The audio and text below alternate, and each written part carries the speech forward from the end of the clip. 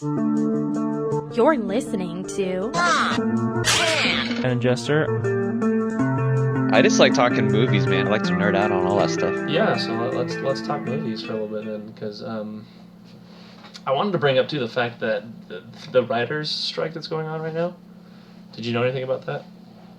I saw like part of a headline, but I didn't even look into it, so I have no idea So what's going on there. Well, I don't know a whole lot of details because again, I'm also uninformed, but I know enough to like get the gist of everything. One of the problems that I noticed that they were fighting for was the fact that AI can be used to basically write movies and TV shows and stuff like that. So they're trying to like one of the things they're trying to do is like lock out AI on top of getting more money because they're super underpaid. Like I know HBO Max went to Max so that way they could and then they like included a bunch of stuff in their new program to basically where they don't have to pay writers residuals anymore.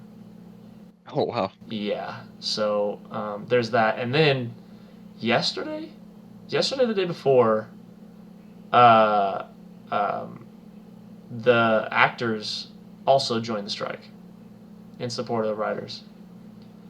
So That's cool. basically, all of Hollywood's kind of just in the middle of a strike right now, which in my opinion I think is very good, because you know I was reading some things about the residuals they get and the money they get for the writers, and they don't really get anything. It's kind of crazy, unless you're like a super high end writer or high end actor. You don't really get paid anything, you know. That's what I've heard. Yeah.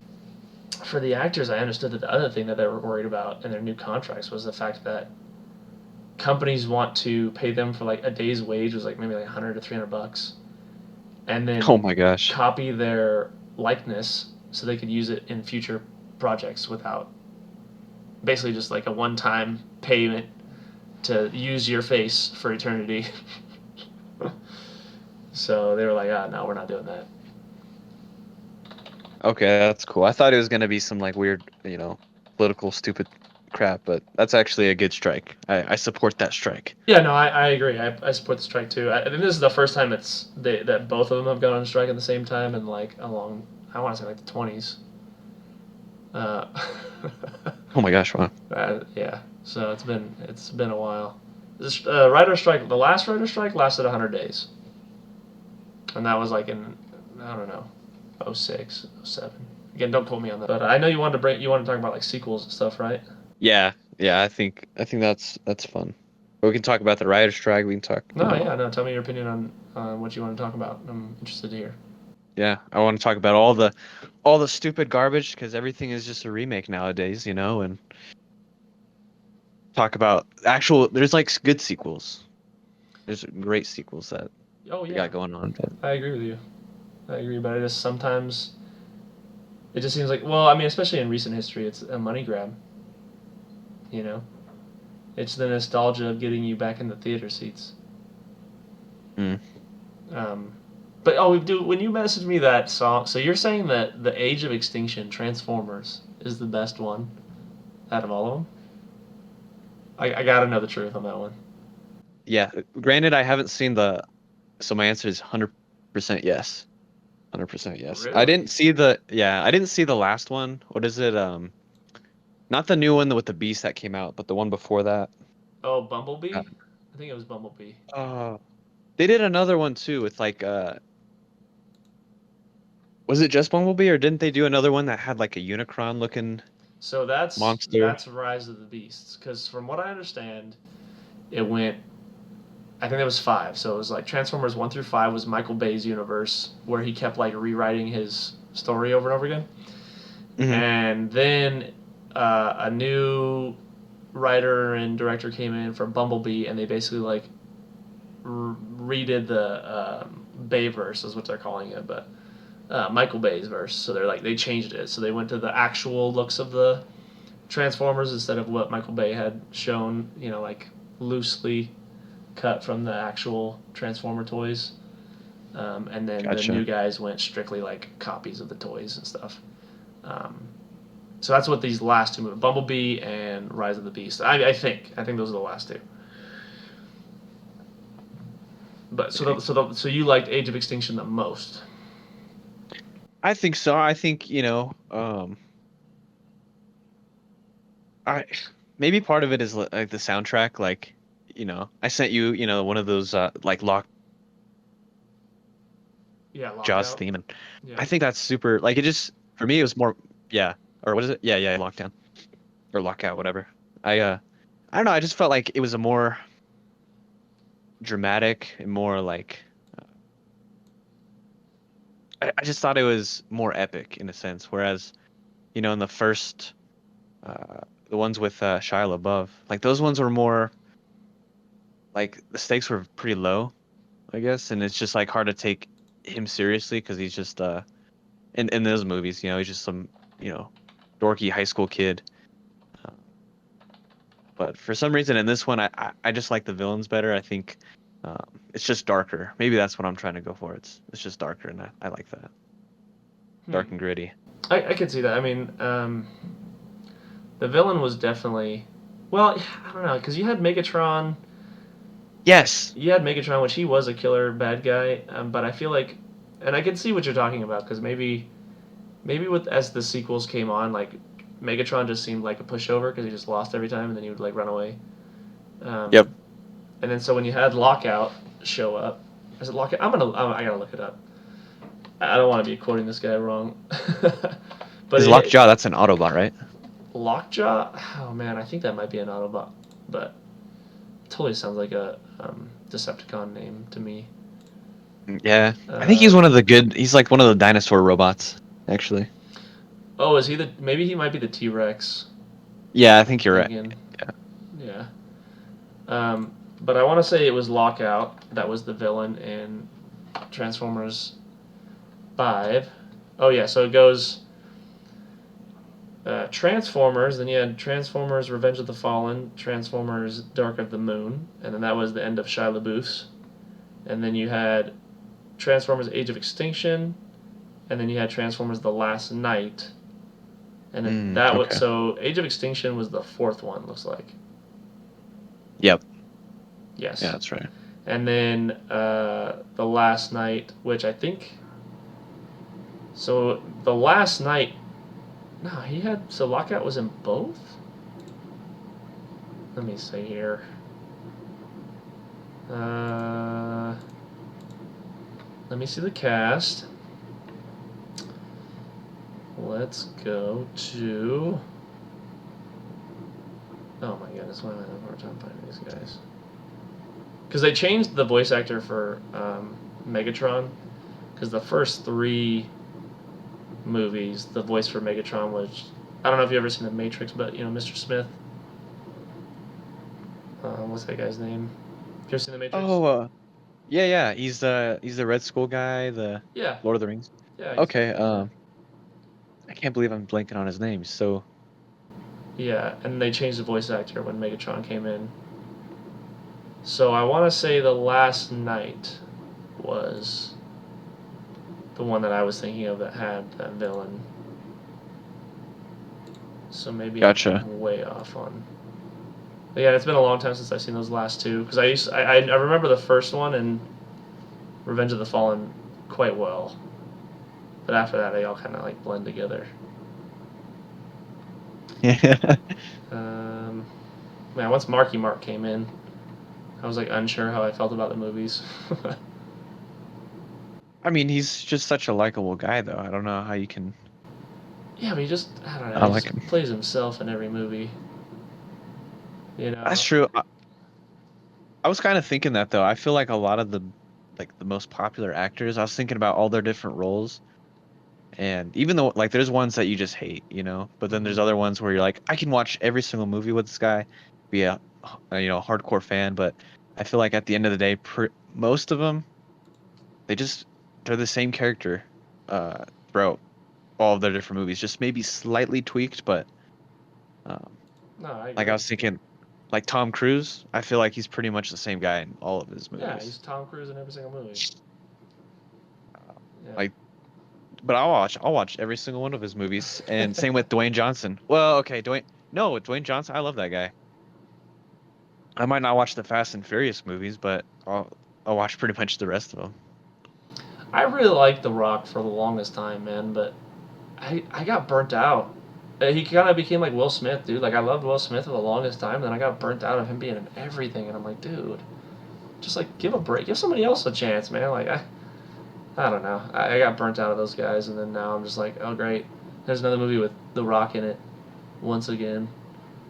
Um, so I don't know. That's just my opinion, and again, it's just my feeling of like I'm just burnt out. But then again, I'm burnt out by a lot of movies nowadays. Just with going back to the sequels thing is like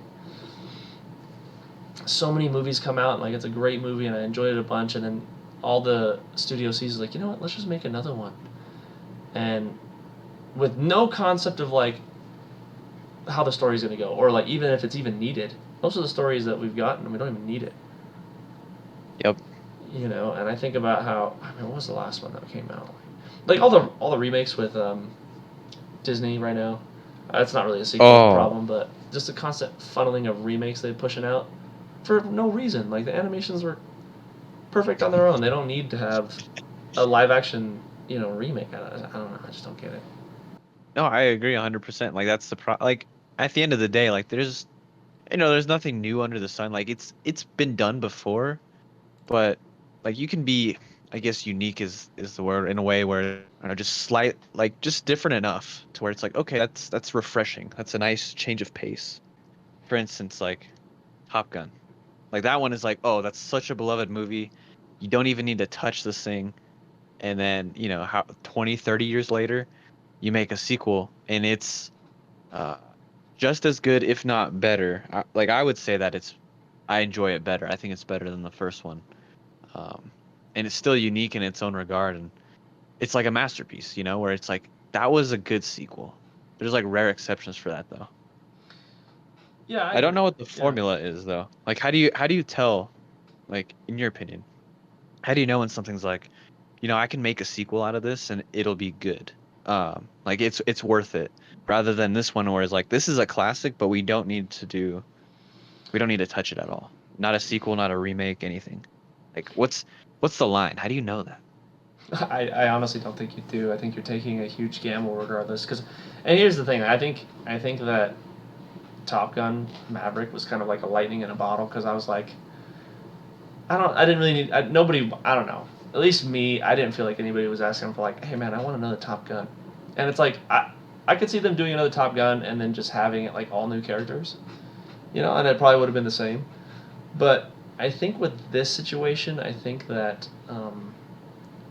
what really got people to get in the theater and watch this movie wasn't so much the nostalgia of it. It might have had some factor, but because for me, if I step back and I strictly look at the story and like the idea, it seems kind of basic and very much just like, oh, we're just gonna tug heartstrings for the fact of nostalgic people that watched the movie in the past. But I think what they did right was, one, they pushed the boundaries of the cinematography that they did with the jets. So we got Yep. like a whole new look at like them actually in those things and then pushing G's, and then two was the fact that there is a feel with every movie that you watch, and like I've said this before, but with every movie that you watch, regardless of how good it is, there's a feel that everybody gets from it. Like, and if you want to use the current term like vibe, like I get a vibe from a movie, you know. And I think that Maverick just had that vibe of like, this feels really good to sit down and watch. I don't really have to think about it. It's a fantastic popcorn movie. It respects the original while also adding something fresh enough to where like I'm entertained. I think something similar to that would probably be like The Incredibles 2. I don't know if you saw that, the animated Pixar movie. I didn't finish it, unfortunately. Oh, okay. Because I thought the first one was fantastic. I thought the first one was phenomenal. I was kind of tough. I was kind of like worried they were doing a sequel. But when they did it, and the storyline that they went with, I thought was really engaging and like interesting enough to where I was like kind of curious to see how things went down. Not to mention that they gave more screen time to characters that we didn't get really in the last one. And I think while it respected the original, it also added something new to the story. Did it need to happen? I don't really think so. I don't think either of the movies we're talking about right now needed to happen. Mhm. I think unfortunately the view is like, well, let's just, well, especially since COVID, there's a huge like market on nostalgia, and I'm definitely a contributing factor with my wallet to those problems. Yeah, I get it. I get it. You know, I think we all are in some way or another, but and I think right now Hollywood's kind of noticing that it's not really working anymore. People are just kind of tired of sequels. I mean, Marvel phase right now that's going on right now, and people are just kind of done. It's like the stories are just they had the formula, and they pour the formula in every single time, and it's like, dude, okay, I get it. The superheroes look different, but same idea. And we had a little bit of a break with that with Guardians 3, where they changed it up a little bit, which I thought was fantastic.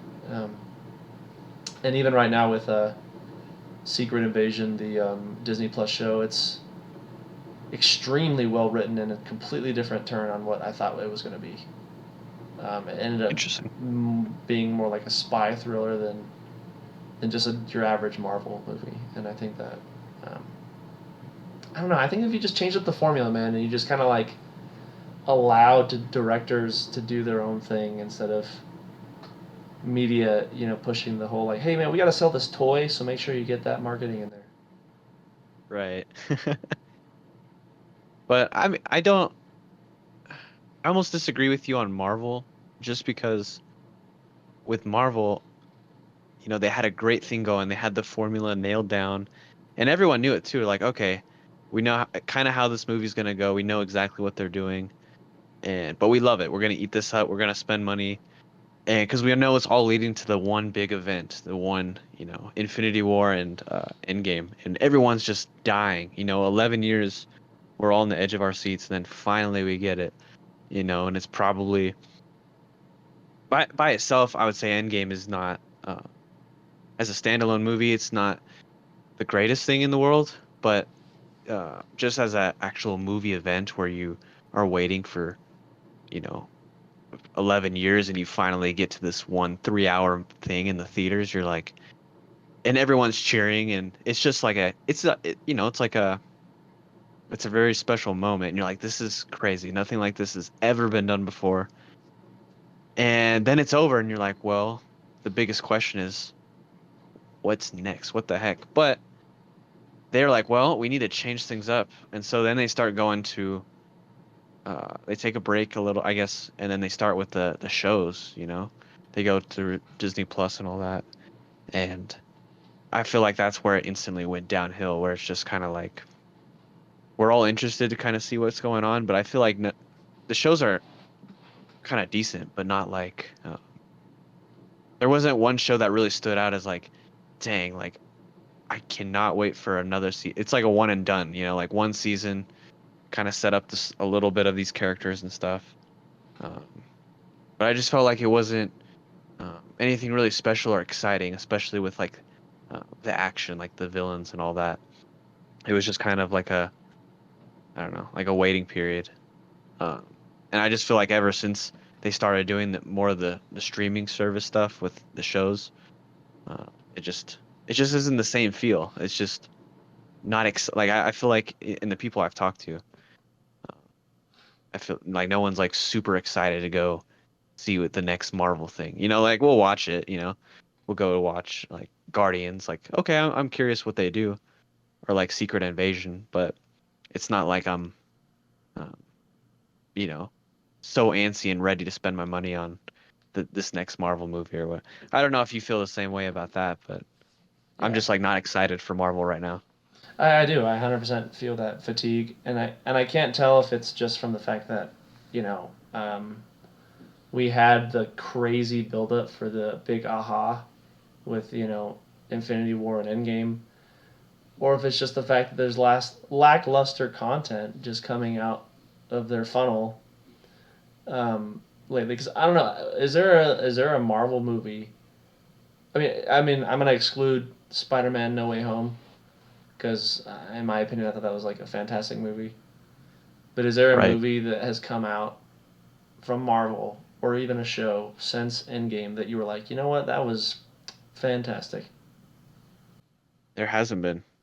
Shang-Chi is probably the closest one, but even that I was kind of like, yeah, like that was fun, but I'm not gonna like tell all my friends about it, and I'm not even gonna buy that. Like it's like I watch it.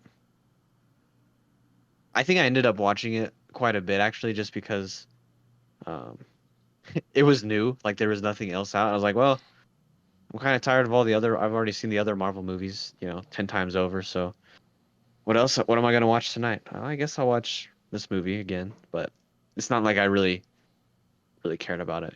Even Guardians 3. Um, I think it was good storytelling, but um, well, that's a whole different. No, I'm not the biggest fan of Guardians 3. go into detail with me. I want to know.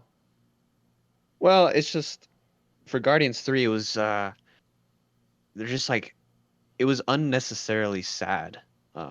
And just a way to kind of write off the characters, you know? Hmm. And do you do spoilers on this? Is this a spoiler free Oh zone well, or I what? mean, we could just say right now, hey, like spoilers upcoming if you haven't seen Okay. Guardians 3, so. Yeah. And if you haven't seen Guardians 3, it's okay, you don't have to.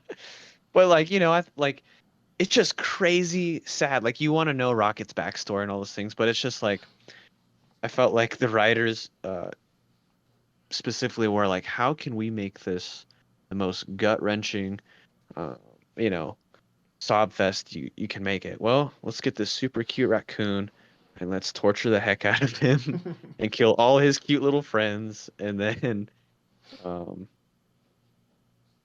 and give him like this like disease. He's like, he's fighting death, this whole time. And then of course with Star-Lord becoming like this little sad drunk lover boy. And but then at the very end, you're seeing all this like gruesome death and like really tragic stuff, including uh like child imprisonment and experimentation. You're like, wow, this got really dark. I don't want my I don't want my kids or anything watching this. Um, so you have all of that, and then at the very end, um, I feel like it's a very anticlimactic fight with the boss. Like he's a good villain. Like he's in the sense that you hate his guts and he's crazy. You know, he did a really good job acting and going crazy, but he did a good job acting because like he went over the top because everything in this movie was over the top, sad and crazy. And then at the very end, Star-Lord's like, yeah, that one little sentence you mentioned about, how I should go find my grandpa. I'm gonna go do that. Screw the team. I'm gonna go. And then all of a sudden, you're like, I guess I can buy into that. Like, I should have saw that coming. I guess. Like they only had one sentence, alluding to it. And then immediately after, Mantis is like, you know what? I'm gonna go on my own way. You're like, what are you doing, girl?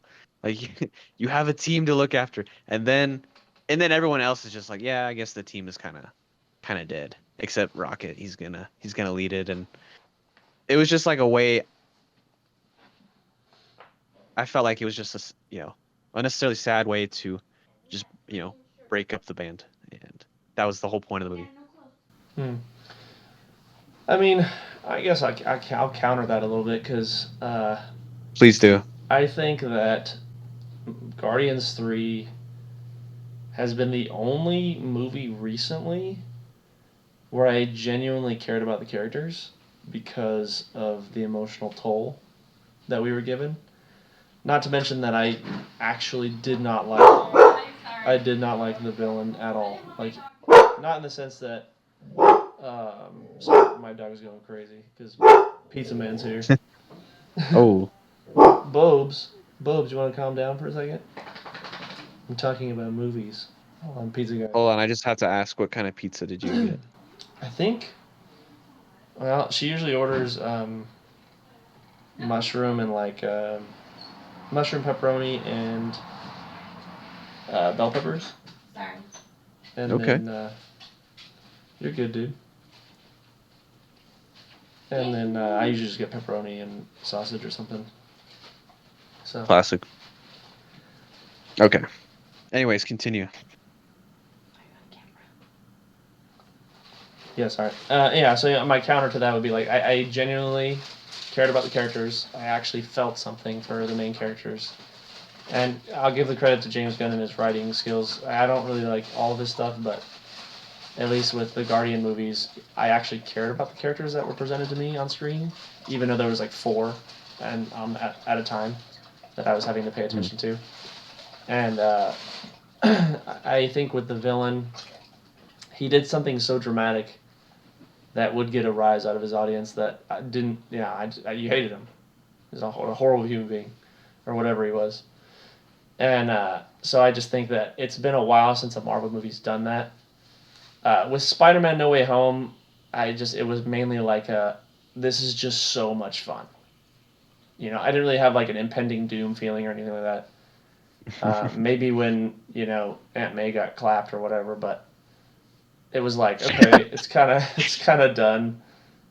And I think that where Guardians 3 may have fell for me was that in the end there was no cost.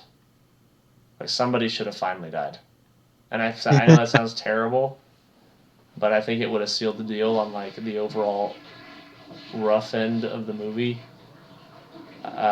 So I think, I don't know, I thought Stellar was going to die there at the end, so when he magically got like brought back from the being blown up in space. I was like, okay, man, he should have just died. That's just my opinion, but That's savage, man. I don't know. I mean, unfortunately, I've become very emotionally numb to a lot of movies and stuff now. I mean, like Guardians 3, I did cry at the beginning. I was like, oh my gosh, it's like brutal. I think it was when Rocket was having his first words. I was like, oh my gosh, are you really gonna pull this card in this movie? Like, no way, dude. So. I don't know, but everything else, it just seems like, I mean, with She-Hulk and Loki, and it's like I'm kind of done. I don't really. I'm watching it out of necessity to know what's happening. I'm not even watching it because I want to. That's terrible. I'm trying to. Star-Lord. I mean, he's such a funny guy, but I really don't know how you survive that. I feel like that was kind of. I don't really want him to die, to be honest with you, but I did kind of feel like it was really like shocking. I was like, wow, they're actually gonna kill him. As soon as you see his face expand and he starts freezing, like, oh, this is actually happening, and it's happening in like way more of a like slow, I don't know, just darker way than I thought it was gonna be. Like you might think he might go out some like cool heroic, like he gets stabbed and there's not like a lot of blood, but it's like no, you're actually seeing him like slowly just in pain just die. And I was like, this is crazy. I can't believe they're doing it. And then of course they're like, oh, it's fine because space laws don't really apply here. But yeah, that's just I don't know. That's my thought on. I mean, I don't get me wrong. I enjoyed the movie. I enjoyed the Guardians trilogy, but I feel like there's just no real consequence to certain programs now, and I think, or at least especially with Marvel, but with other media, I've been finding that there's quite a different take on storytelling now, and I think what introduced it might have been Game of Thrones. It introduced the consequences of like people's actions because every main character that basically you liked or didn't like died in some form or another. But then you have from that point, people kind of got tired with your typical, A+ hero who's never done a bad thing in his life, being the hero, and people were like, I want something with more consequence that's more real, more grounded. And with Marvel, it was good for a while because you had that excellent like, hey man, it's Spider-Man, dude can do no wrong. And then you get the Guardians when the Guardians came out and they're like, oh man, all these guys are messed up. They're not even like heroes, and that was kind of like a nice edge that they pulled. yeah, that's true. And I just think that people are just kind of tired with the formula. I mean, you had Deadpool come out, who was also another like clown that again wasn't really a hero, wasn't really a good guy, just kind of doing things that he wanted to do, which is it feels more realistic, So I just think that people are more inclined to realistic programs now, realistic content instead of just. I mean, for crying out loud, with the Indiana Jones 5 that just dropped, Oh it's my like gosh. just tanked. And I saw it, and it was. I mean, it was pretty. You know, I don't know. Indiana lame and the Dial of Who Cares is just not my cup of tea. It was. There was times. I think probably like the first 30 minutes, I was like, wow, this is actually a pretty good movie. I'm kind of surprised. And then it just fell off its rails, dude. And I just didn't enjoy it at the end of the day. I was like, wow, this is, and I'll credit that to the fact that Spielberg didn't direct it, so it lost its feel just with that alone. Mm. Because Spielberg has that like fun treasure hunter vibe that he like, And the other thing is that like it seems to be that with the end of every Indiana Jones, he learns a lesson, and given that the fact that the fourth one was that he learns that knowledge is the treasure, what an old man thing to. I mean, Honest Trailers probably said that, or I think they did say that actually. Like, what an old man thing is that knowledge is treasure. I thought the lesson was that aliens exist. Yeah, that is also interdimensional beings. Right. So, and again, I enjoyed that movie for the fact that it was fun to watch. I'll gladly watch it again because it's fun to watch. But once he gets to the end of the movie, I'm like, okay, whatever. It loses me. And so the same thing happened with this new one where it lost me at the end, and I was like, wow, this is just kind of a waste of my 2.5 hours and my $11 for my seat, and it's unfortunate. I look forward to movies like Oppenheimer that are coming out that are just strictly visual masterpieces, or like Dune Part 2. Have you seen the first Dune yet, or Part 1 of Dune? I did, yeah. What'd you think? Uh, you know, I think cinematically, like it's a gorgeous movie. It looks great, incredible. I think the assault scene, or like the sneak attack sequence was, um, like I enjoyed that a lot. I was like on the edge of my seat just watching all of it, but the rest of it, and some people might say like, oh, dude, you need to read the books, all this stuff to really enjoy it more. Even though, from what I've been told, it's follows the book pretty strongly. It's pretty close. It's like a lot of the dialogue is word for word. Mm, which is cool. I really appreciate that they did that. But at the end of the day, like I probably will hate the book too, because there's the great thing about movies, and you're kind of out of reality, out of your real life, and you're into this cool like imaginary world where anything pretty much anything can happen, and that's cool. It's kind of an escape and a fun way to use your imagination that you have. But so like the problem that I have with Dune is like Lord of the Rings, for instance. Like that's fantasy, and there's all sorts of crazy stuff that you don't understand, but it kind of makes sense. Like a wizard, like, oh, I didn't know that Gandalf could have this power or whatever. But like a sword is a sword. Like it might have a special ability, but generally like the audience is gonna know like, oh yeah, that's a sword. It does this. But like in Dune, literally nothing made sense. Where everything was like, I don't know why this guy's floating. Sand is not sand. It's spice, and it has this power, and just things like that. Where it's like, and maybe I just need a little more hand holding with explaining things. But it just felt like it was so foreign to where it's like, there's just so much going on, and it's weird, doesn't make sense to me, and it was just a turn off for me personally. Mm-hmm. No, I know that for a lot of people that was a turn off. I mean, Dune came out in like '63, the book, and it's actually a lot of the influences for like Star Wars and Star Trek. Homie was ahead of his time when it came to the idea of technology and like what it could do and stuff. So I completely understand that people think that it's. I mean, it is a slow burn, and I think that's one of the big problems that people thought like, oh, it's a sci-fi. It's gonna be like crazy action packed and awesome, and then you go and it's like, it's just like a murder story, and you're like, okay, I did have the benefit of reading the book beforehand. I will say that it is the closest rendition that they've done ever, and I want to say it's probably the best that will be because it is so close to the book. But and yeah, it is complex, and I think that there's certain movies, and I'll include Dune in this, but I think there's certain movies that you have to watch multiple times to grasp all the extra details that you may miss on the first time. Like I'll use another example, is probably like Inception. That movie was so complex to me. Like, it took me like 5 times to understand that movie. Right. I felt dumb when I watched it the first time. I was like, okay, so he's in the third dream. How? You know, I just didn't. So with Dune, I think that one, you had a lot of maybe I won't use the word ignorant, but people that are unaware of the fact that it's a drama, not an action adventure, and then you have an incredible depth in world building that most people aren't used to. I'd say most people that read books are probably used to that because, you know, it's explained through words instead of visually. We had the benefit with Lord of the Rings of the world building with 3 movies. You know, with Dune, it's literally one story and then it's done.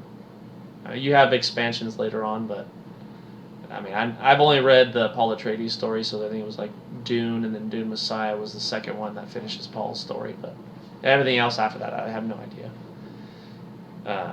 But again, with the book, it's just you're being explained with words, and then when you watch the movie, they're explaining some things, and I think, in my opinion, I think they did very well in explaining to you what is and what's not. But again, visually, you're being shared this world that's new, and I think that an hour and a half of visual spectacle and learning that there's houses and this new order that we've never even heard of that seems so foreign, and I think that's what's good about it, is that it is foreign because it's so far in the future, but it's just enough to grasp in reality. Like the fact that the shields, right? Like why they use swords instead of guns, because the technology is so advanced that using projectile weapons is basically pointless because they have shields, so they have to use the swords to slowly move through the shields and kill, you know, their opponent. Which I think is kind of fascinating that a guy in 1963 was like, I'm gonna explain technology in the future this way, and then they didn't mention it in the movie, but in the book he talks about why they banned artificial intelligence. Because of, really? of the risk of it being so dangerous, yeah. I believe that there was a war against AI in the world of Dune, and they banned it. So then they had, they basically did like, if I remember right, they did gene therapy to breed basically like computer human beings that were super intelligent. I think they were called thinkers. And we see one of them in the movie. But again, to explain all that in the movie would be pointless because it's like it's kind of, you know, it doesn't do anything to push the story along. But Right. You have a limited amount of time to get everything in this movie, so. yeah, so no, I see your point of view, but for me it was just like I also like thinking a lot in my movies, and like movies like The Prestige, where I have to think about the movie and think about who's doing what. Because sometimes, at least later on in life, I wasn't always like this, but later on in life, I just become more. I want movies and content that's going to make me think about not only just reality, but like consequences to actions, and thinking of like would I have done that differently? You know. Yeah. Realistic, grounded stories, and again, I'm all for the popcorn movie. But I think that it has to inject a feeling of fun in me for me to really enjoy it. And I think the movies lately have been pretty lackluster. Maybe excluding like Maverick, I thought was super fun. Spider-Man: No Way Home, super fun. I'll gladly sit down and watch that again. You know. But they're just the movies lately, dude. It's just like I'm so taken out of the movie when I'm watching it by either a stupid line or a stupid reason for a character to do something, and I'm like, wow.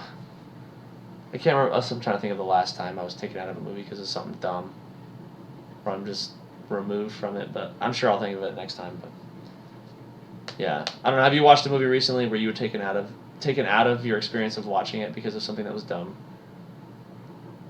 I mean,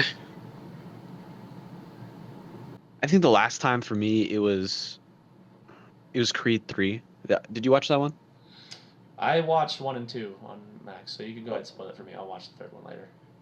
That's like it's just I had all this hype for it. It seemed like it was gonna be this and actually a good story where you're like, wow, that's gonna be interesting how he kind of deals with his friend who's trying to he got there's like some kind of mystery shrouded where it's like his friend went to jail when they were like both like 18 or like kids pretty much.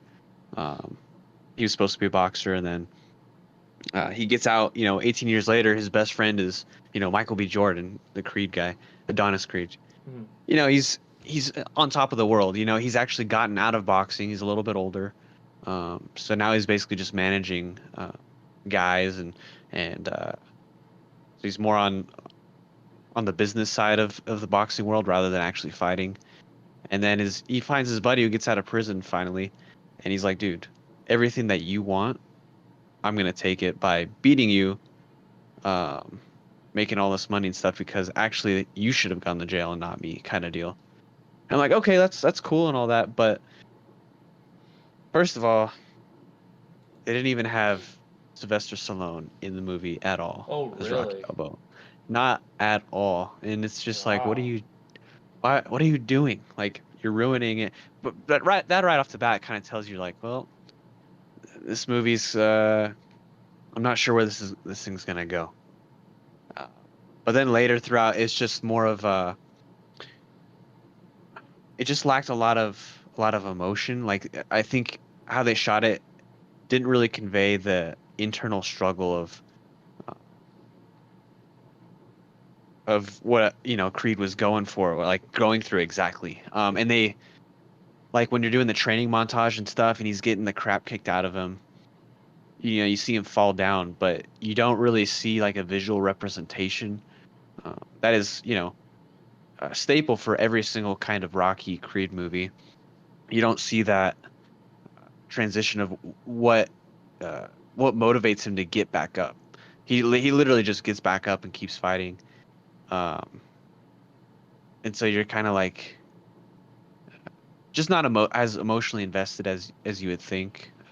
And when the movie is all said and done, it's like, what's the future of these guys' relationships gonna be like? It was kind of like, oh, you beat me in a fight, all right, we're cool. It's like, no, dude, you were literally trying to ruin my entire life, uh, and you're just gonna be like, oh, we can be friends now. It's like there's other stuff too. You should definitely watch. I think everyone should watch it at least once. I think it was Michael B. Jordan's first movie he actually directed. Uh, Okay. so that was cool that he actually did that himself, and it looks great. There's a lot of cool there's a lot of cool shots in there for sure, but I think just more of the writing, and especially like kind of giving away the mystery of what happened to them as kids, why the guy got locked up for 18 plus years. They kind of spoiled that and ruined that like right off the gate. So you know, you want to be on the edge of your seat, and you want to be. Uh, I guess it depends for everyone else, but like for me, generally, like something gripping is like I'm on the edge of my seat. There's some kind of suspense where I'm like, how is this gonna get resolved? Whether it's a character's internal struggle, or maybe it's an outward one. Like he literally has to beat this guy to a pulp. That too. But if either of those things if either one of those things is missing, then it's kind of like, I guess I watched this movie. I guess it was cool for 2 hours. It shouldn't be like, yeah, this was pretty good. I feel like especially movies that are, you know, if it's worth hundreds of millions of dollars, tens of millions of dollars, uh, like make it to where it's phenomenal. Like it's undebatable if it's a good movie or not. It's like, dang, that was good. That's. Anyways, that's my rant. No, no, I understand. I will give the credit for Creed, the first one, being a good sequel because it highly respected the original Hmm. while also doing a new story. Exactly. you know. And the second one, you know, it was good. I liked the idea of, you know, Drogo coming back with his kid, but it also felt kind of cliche, just a little bit, you know. And I get it, I understand, but I Do just you though? Because you wouldn't say it's cliche. It was phenomenal. I'm saying I understand why they did it because Oh, okay. it is such an easy. It just seemed easy. It's just easy. Like I guess that's the way I'm trying to say, is I understand because it's easy to be like, you know what? What if Cal had a son, and you know wants to put him back in the ring, and like yeah, the fight was phenomenal with those two. It was awesome. Um, but again, I respect Creed in the fact that it is a new story while respecting the originals and moving on with the story and all that stuff. And it's unfortunate to hear that the third one doesn't have the glue that holds all the other ones together, um, I know. which is Stallone. And you know, it's cool. I'm glad that Michael B. Jordan got to direct his own thing because I know he's a huge fan of anime, and I saw some of the clips of the fights, and it was very similar to some anime fights I've seen, which I think is super cool. But we definitely need more of that because there's some great stuff in anime. But yeah, No, I no, agree. I will definitely watch the third one when it comes out on streaming service anytime soon here. Nice. Yeah, I think it was on. I think Amazon Prime for. I think all three of them were for free, and then they're probably on another one too. I don't know. I can't keep track of them all. No, yeah, I watched one and two on HBO Max before it became Max. Gotcha. Yeah. So yeah, no, it was good. I enjoyed the first two. I enjoyed the first one I think more than I did the second one. Um, but yeah, yeah, that's an example of a sequel that I thought was. I'm not gonna say needed again, but it was definitely it deserved its place among the other movies. Um, I agree. so But what would so there's speaking of like sequels, remakes, so they have Harry Potter, um, which I love all the Harry Potter movies. I love all the books. Um, but they're apparently yeah, it's a reboot, but it's supposed to be like a series. So they're gonna take they're their time and go yep. exactly. And I feel like it's kind of in the same vein of what we're talking, exactly the same vein of what we're talking about, where it's just like, well, I mean, I think it's cool to do a series to. I don't know. I guess that's my question for you is like I usually don't like series, typically. I think you know, it's beneficial to like a director because he gets a lot more time to unfold a story and tell a story. And so, like for J.K. Rowling, because she's heavily involved in this, um, like it's good for her to get exactly like the book. Um, and for like projects that are like based off books, you can pretty much get it exactly how you want it to go. You have all the time in the world. But do you like series or do you like I kind of like I like the challenge of like, hey, put this whole story in like 2.5 hours, 2 hours or 2.5 hours. Like I feel like that's an interesting challenge and it's like, okay, like I can watch this and I'll wait for the next one rather than if like there's, 13 episodes, um it's just like a never-ending cycle of content to watch. Anyways, what's your opinion on all of that to say, what's your opinion on series and like things being made into a series rather than a movie? Um, I think both have their place. I think that if you can't tell a story properly to where the audience is going to be engaged, entertained, and uh, you're not going to get what you're trying to tell across within 2.5 hours. And you know, I'll even make room for like a 4 hour movie. Justice League: The Snyder Cut was probably a good example of that. Mm, Um, if you don't think you're going to have enough time to tell a convincing and well written story, I think you should do a series. And movies, in my opinion, have fallen short of the fact that they cut themselves too short. And it's like, man, like I feel like uh, this movie should have been longer, and I've also watched movies where like, hey, you probably could have cut 30 minutes out of this and it would have been better. Right. If this movie feels way too long, it feels dumb, just end it. And then I've also watched television series where it's like, okay, we're in season 15, we don't need another one. I think you should have ended it a long time ago. And you'll have it again, in my opinion, I love when a television series tells its story and then it's done. A couple examples would be Penny Dreadful. I believe that's on Netflix. The first season of Altered Carbon, not the second, because the second they shouldn't have done because the book is too complicated. But so the first season of Altered Carbon, Stranger Things is struggling with the fact that they just keep going. They probably should have ended maybe a season or two ago. But if they end it right, then I'm fine with that. But series, like for example, right now with Secret Invasion, there's only going to be 6 episodes of the season. And I think that it's going to be a very compelling, well-told story that is going to finish. And I'm thankful for that. And Andor will be another one where Star Wars Andor had the first season, and he's only doing 2 seasons. But he's telling the story that he wants to tell with the amount of time that should be given for this story. And, it's rare cases in both. You have Dune that's coming out in part 1 and part 2 because it's longer movie, like 3 hours. It doesn't, Dune didn't need to be a series. Could you do it in a 1-hour episode series? Sure.